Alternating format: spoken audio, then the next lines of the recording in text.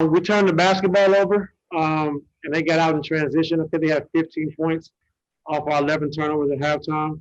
Um, that was one of our emphasis coming into the game. Have to take care of the basketball. Don't let them get out in transition. Then I thought we got some good shots that we didn't make, and they was able to get out in transition and get some easy baskets.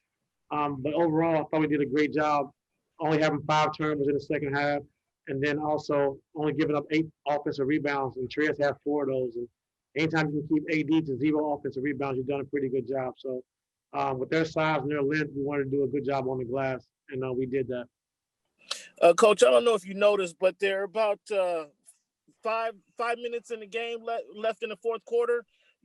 A lot of the players on the bench were standing up, cheering what was going on, especially cheering for Paul. Did you notice that? And what does this say about the camaraderie that you've developed with this squad? The camaraderie is great. When one person does great, we all do great, and that's what we want to get across. That's our motto for this season. Like, we cheering for each other, and when somebody does well, we want to be there, and when somebody's doing bad, we want to be there. So PG, in the second half, we was able to draw some plays up to get him in the ISO situation, to get some matchup and post up on the elbow, catch and shoot. So PG just had an overall phenomenal, great game. Going 13 for 18 from the field and got more aggressive in the second half. We'll go over to Miriam. Hey, Ty, I just want to follow up on Paul. He's been saying that he feels healthy and he feels good. Is this him when a healthy Paul George? Is this what we can expect? Yeah, this is him. I just think playing free, just playing his game, and we need him to do that. And then it's also good for us being able to stagger him and Kawhi. He comes out early, then he comes back and playing against those second unit guys. PG against second unit guys is going to be tough to handle. So, right now, it's a good win, a great business win for us. We got a lot more work to do to continue to keep building and getting better. It's going to be a process. This is a good start for us. Can I ask how you feel about it? This win number one as Clippers head coach. How's that feel? It feels great. Anytime you win is great, especially in this league with all the tough teams there is in this league. Anytime you can get a win, it feels great. But, to come out game one was my first time, coaching this team and to play against a great team like the Lakers and get a win, it's a great feeling. Thank you. We'll go over to Farbod.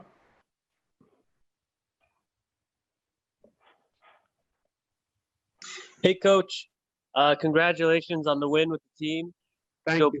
It seemed like PG had a pretty extra level of motivation, like he was just a flamethrower tonight. Did you see anything extra coming from him tonight?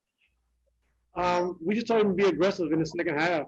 First half he was trying to get guys involved, and we moved the basketball well. We got stops, we got out in transition, and everybody touched it. We shared the ball, moving the basketball. We got a lot of great shots that we didn't make and that we're capable of making. Then second half, we just told him we needed to be aggressive. I think the biggest thing for me is to take away from the game is we was up 21 and they came back to cut the lead to 2. And our team, our coaching staff, everybody stayed poised. And we stayed poised through the process, and we was able to get the momentum back by getting stops and then getting out and running transition. We'll go over to Andrew Greif. You can go ahead, Andrew. There we go. Hey, Ty, when Pat Beverly, when the preseason was talking about when leads would go away, he talked about how it was a lack of mental toughness last year that cut this team's ambition short. Did you, when this lead was down tonight to 2 points at halftime, how did you address kind of the way things got lost? And did you try to reassert guys, to give them more confidence going the second half, or how did you address that? I think more confidence. You're playing against a great team, and the NBA's a game of runs. And we playing a great team with LeBron James and Anthony Davis on the other side of the basketball. They're going to make a run at some point. You just got to be able to withstand it. Like I said, I thought our players and our coaching staff did a great job of just staying poised. I think that's a big thing for us. So at halftime, I just say, listen, we did a great job. We had a good lead. They came back. They made a run. That's part of the game. But all we have to do is take care of the basketball. We'll be in good shape. And second half, we only had 5 turnovers. And then with Zoo, last year, fourth quarter minutes for him were so scarce. Why did you want to go to him during some pretty critical minutes tonight? Well, he proved in the bubble that he's capable of playing those minutes. But also, I just thought his size was a presence. I thought his size was a big factor in this game. Being able to rebound the basketball, block shots, some offensive rebound and putbacks. I thought his size really played a big deal in this game. Thank you, Ty. Yes, sir. We'll move over to Ohm. You can go ahead, Ohm. Hey, Ty, forgive me if this was asked earlier, but PG had said that, this season was going to be different because he was going to be able to come in. He had an off season to work out. His shoulders feel better. Given how things ended last year in the bubble, or last season in the bubble, how big was it tonight to see Paul kind of respond the way he did today? Well, our main focus is, like you said, on this year and tonight. We can't focus on last year. That's behind us. But I think his focus has been great. I think the way he's been working, the way he's been leading has been great. And we just got to continue to keep doing that. Like I said, but we just want to, keep building. We don't want to be a front running team. When things are going great, we're cheering for one another. When things are going bad, we want to do the same. So this is a good first win for us, but we have a lot. We got a lot of work to do, and like I said, we don't have a lot of stuff in that we can take advantage of mismatches the way I want to, but we'll get there. And what did Paul show you when he got really hot there in the second half? That he's unstoppable. Thank you. We got time for a couple more. We'll go over to Mark Medina. Go ahead, Mark. Ty, good to see you. To build off that point, when you're talking about Paul playing with aggressiveness, what do you think is the key for him to be in that kind of mindset? I don't know. I mean, just, we're going to play free. We're going to put him in spots where he's comfortable. We're going to give him the ball in situations where he's used to making plays. And that's his job to do that. So with that being said, we had a great ISO game tonight because we thought we can go with some mismatches. And then the next step is when teams, try to double team or do something different, he has to make his teammates better. So that's what we talk about with him and Kawhi, every day is we're going to go to you guys, but you got to make guys better as well. We'll go over to Joe Varden. Did they get you with the water bottles after the game?